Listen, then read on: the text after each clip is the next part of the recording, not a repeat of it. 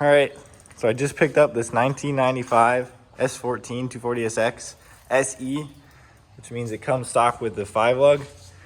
So the previous owner upgraded to Z32 front and rear brakes. It has a welded diff, Greddy exhaust, white bunny clutch.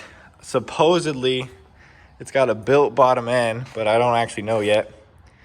I'm gonna go ahead and check the fluids and then try to start it. So we'll see if that goes. It came with a battery and it actually has power. So that's a good sign. The previous owner told me that he could get it to start and then it would just bog and die. So at least it's not knocking, or at least he says it's not knocking. Came with all the AC system, this box full of junk, and there's a box up here that's full of shit as well, and in the trunk. So it's got a lot of extra stuff. But I'm gonna check to make sure there's oil really quick, and then we're gonna give it a first start. All right, I'm ready.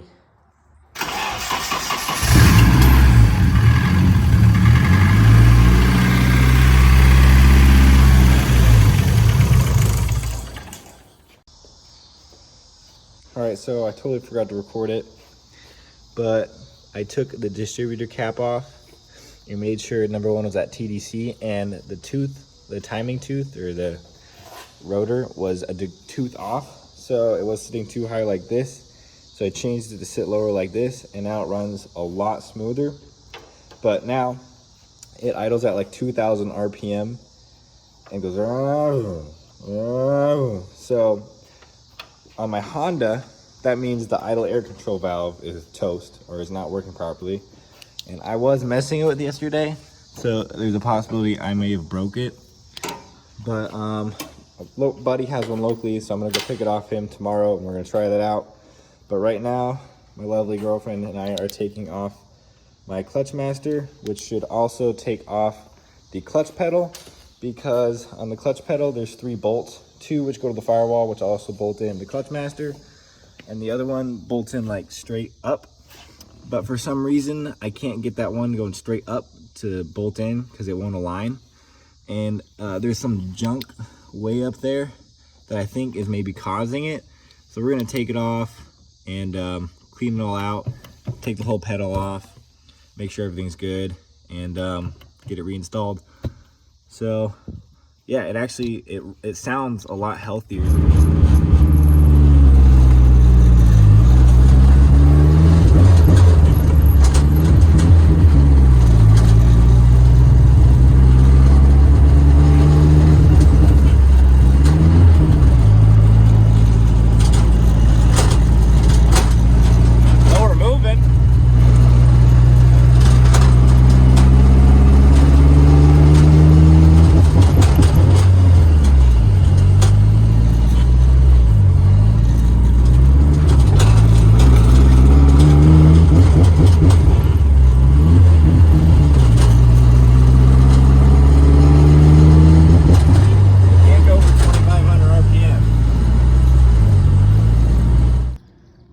Alright, so I'm in the process of swapping out the intake air control valves. This is the one that comes off the S14. You can tell because it's got a purple and brown plug. And the one that came off the S13 has this like light gray or blue and then black. So the reason why the idle is surging is because in this one you can see there is a spring right here. And in the one that was on the car, there's no spring. What a lot of people do to rebuild these things is they take the spring out and take this top piece off, and then they can clean them out and wash them and make sure that spring is taut. So I'm just gonna go ahead, RTV this, throw it back on the car. It's kind of hard to get to. It goes way down here. There's only 4 bolts, are all 10 mils, and then just some hose clamps holding this clip on, and then these 2 clips. It also is, the harness is connected to the idle air, or the AAC, and I'm not quite sure what that stands for. But if you're swapping from an S14 harness to an S13 one like I'm doing, you also have to get the adapter, or the harness for it. And all it does is run underneath these runners and then plug in right here. So I still have to unplug this one, pull the harness out, and then put the new harness in, but I'm gonna go ahead and reinstall the new one first. I'm actually gonna take this off and then reinstall the new one. So yeah, it took me 15 minutes to do. I found it easiest to use a deep 10 and a shallow 10, and then this wrench. So yeah. All right, so I don't really know what I'm doing here, but I've decided to put the AC system back in. So as you can see, I have the condenser in here right here. Now it's not bolted up because I don't want to bolt anything up till I know exactly where everything goes. But I have the condenser in there, canister right here. I got it to plug in. And then I have this one line right here, ran all the way back, down and under, and plugged into the dash right here. All right, so a couple things came in the mail today. I got this 8 a.m. push lock. So what this will do is thread onto here, and then I'll be able to use this line to connect it into the intake manifold by using a T and some more line. And then as you can see, my new to me OEM MAF sensor, here's the part number, came in the mail today. So we're gonna put this on instead of this crappy one, and then hopefully we're gonna go for a drive in it. Everything's gonna work.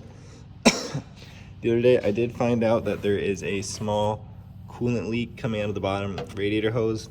I believe it's just because it's not tight enough, but I'm not sure yet.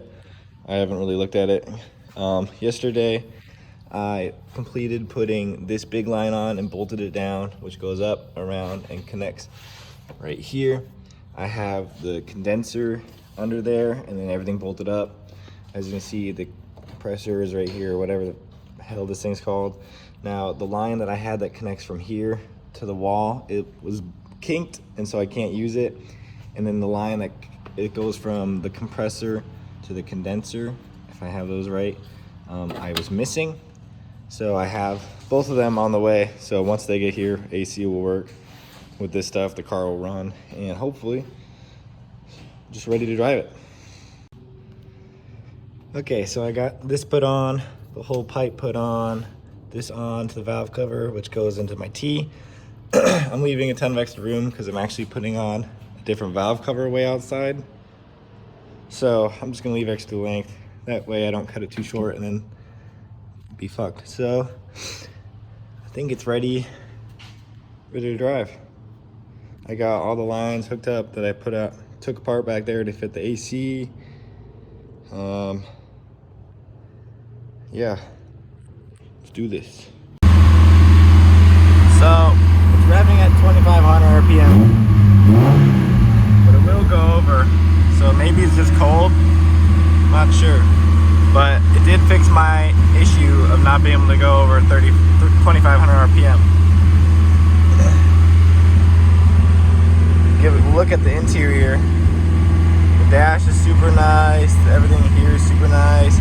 It is missing the ashtray, and then the PO swapped this off to put gauges here, which I plan to turbo it, so it'll work out. This ECU is not the right ECU. I believe I have the right ECU. I was just gonna make sure this fixed it before I go messing around with it. This door card has cloth right here. This one's leather, so they're mismatched, but not the end of the world.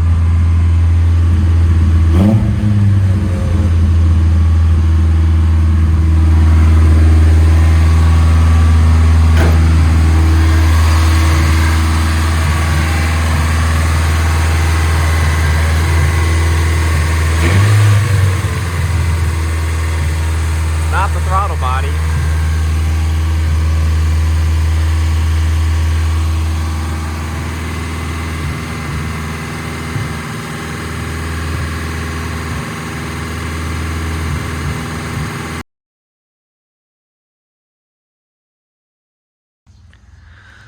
All right, so I have my door card off, everything exposed, and I've been messing around with the multimeter because for some reason I can't get this window to roll down.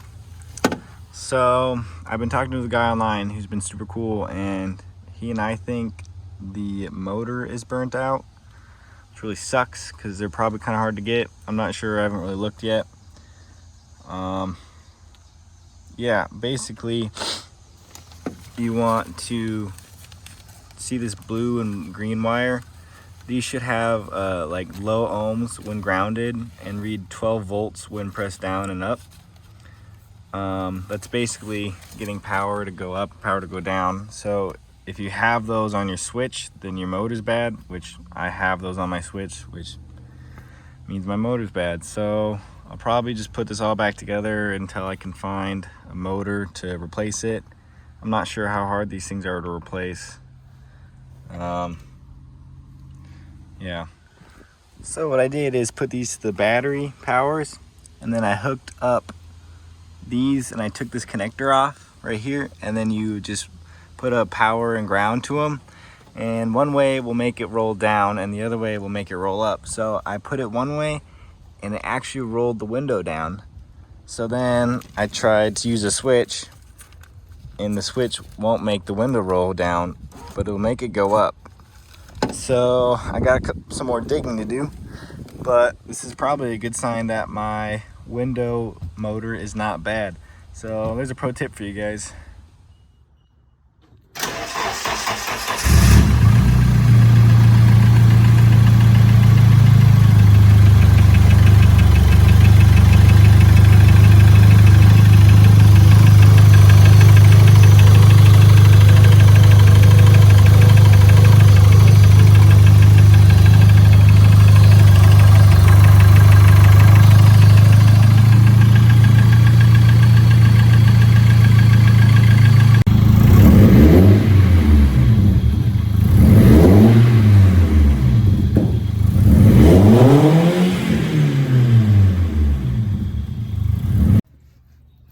So all this just came gushing out. Not sure yet. Smells like fuel. Where is it coming from? So it's coming from... Oh, the coolant pipe came off. Okay. All right, so it's been a while since I recorded anything and not much has changed. I do know for a fact that I have my timing right, mechanically and now through the distributor, and it still has this crazy high idle. So what I'm gonna do is take off this intake pipe and take off the throttle body in TPS, and then later tonight I'm gonna go grab a buddy's spare and I'm gonna throw it on there, because it's hard to tell, but there's a idle adjust screw right here, and it's a 2.5 millimeter. You're supposed to be able to back it all the way out, and then the throttle body lever will sit on it and then lower if you back it out. Well, mine's stuck facing up instead of going down. So I'm guessing there's something wrong with the throttle body, and that's causing the high idle, and that high idle won't allow me to time it correctly. So I'll be fixing that hopefully today or tomorrow. I also got a couple other things in this box and these two packages. This box should be the rest of the AC lines that I ordered, that connects it from the air compressor to the condenser, and then from the condenser to the firewall. So once I put those two lines on, I'm going to take the car, if I can get the car running good tonight, to work tomorrow and get it charged up. If not, hopefully sometime before the end of the weekend. In this bag should be some cluster lights.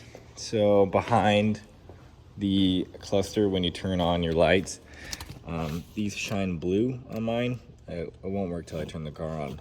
But yeah, mine shine blue, and a couple of them are burnt out, which make it pretty hard to see your speed at night. And I didn't like the blue to begin with, so I went to just white LEDs. And then lastly, in this box, we should have a passenger window switch, which is basically this entire piece right here.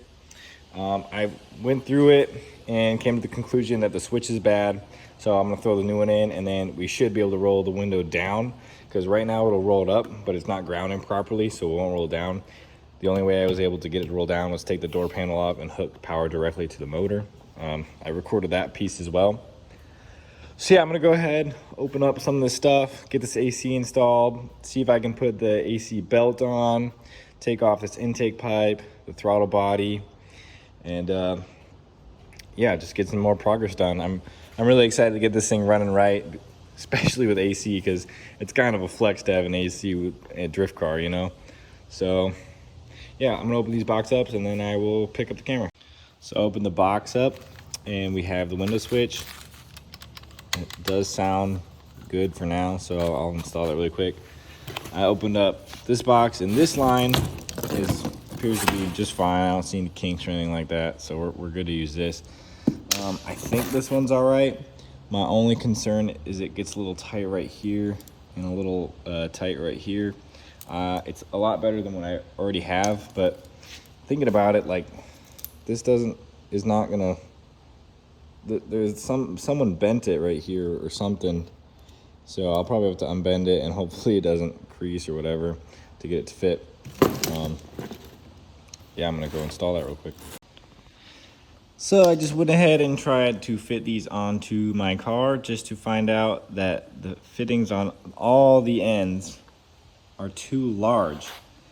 I figured they'd all be the same, but now after doing some more Googling, it appears that 95 are different than 96, which are different than 97, 98. In sizes, I don't know. I think I'm just gonna go to a local place and have these lines made eventually. It's not a real high priority right now, so we're just gonna skip it. I'm gonna go ahead and put the window switch on now and take off that throttle body. Just finished changing these out and it does in fact solve my issue. So that's one problem down. Like I said earlier, the AC lines don't work for me, which is a real bummer. So now I'm going to go ahead and take off that throttle body and probably call it for a while until my buddy hits me up and I can go get the new one.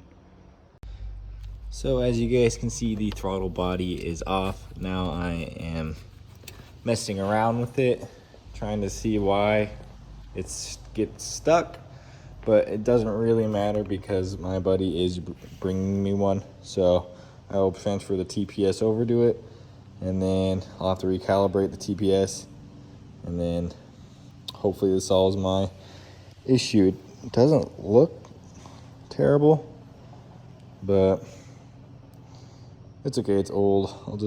It needs to be replaced. So I obviously have the cluster out, and I'm now opening this package so I can replace the bulbs. It's pretty simple. There is 4 bolts holding the cowl like under the steering wheel, shaft, column, whatever. And then there's 2 bolts holding this entire piece on. And then 3 bolts holding this piece on, the cluster itself, and it just pops right out. There's a couple good YouTube videos out there that I used, so I'm sure you guys will manage if you ever want to. All right, so I got it all put back together.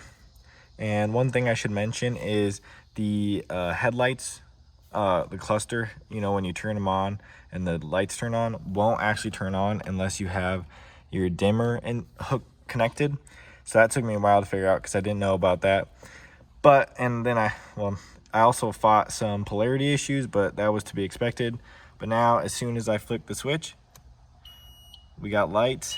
I want to change these over because this one's bright, although the rest of these are dull. And I don't really like the blue, but yeah, we'll get to it. You can see my headlights are on. And then the dimming function does work. So another successful install, I suppose. My buddy Lance is on his way to bring me a new throttle body. Hopefully he gets here in time so I can throw that on, throw it all back together. We'll see.